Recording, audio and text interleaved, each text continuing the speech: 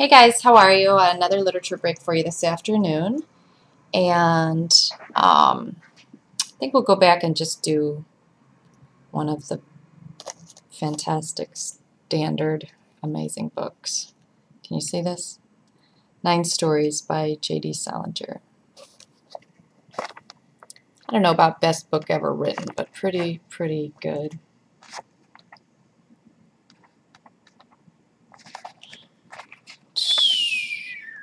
I'm just going to nip into a couple of these. So this is Pretty Mouth and Green My Eyes. When the phone rang, the gray-haired man asked the girl, with quite some little deference, if she would rather, for any reason, he didn't answer it. The girl heard him, as if from a distance, and turned her face toward him, one eye on the side of the light closed tight. Her open eye very, however disingenuously, large, and so blue as to appear almost violet. The gray-haired man asked her to hurry up, and she raised up on her right forearm just quickly enough so that the movement didn't quite look perfunctory.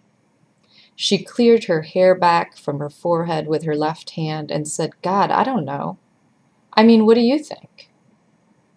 The gray-haired man said he didn't see that it made a hell of a lot of difference one way or the other, and slipped his left hand under the girl's supporting arm above the elbow, working his fingers up, making room for them between the warm surfaces of her upper arm and chest wall. He reached for the phone with his right hand.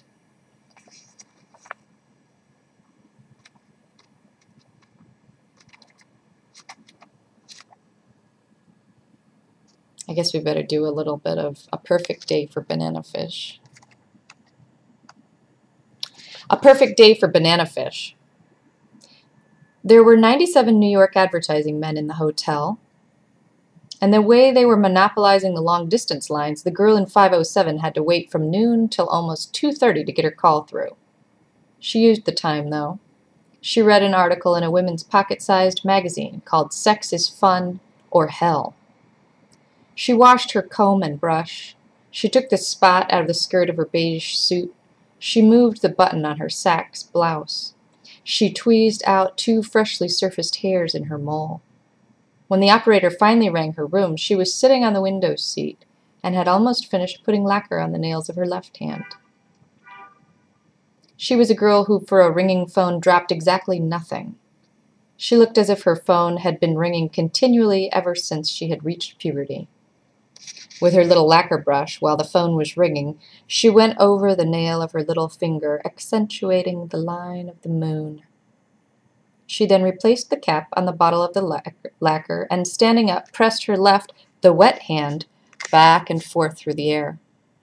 With her dry hand, she picked up a congested ashtray from the window seat and carried it with her over to the night table, on which the phone stood.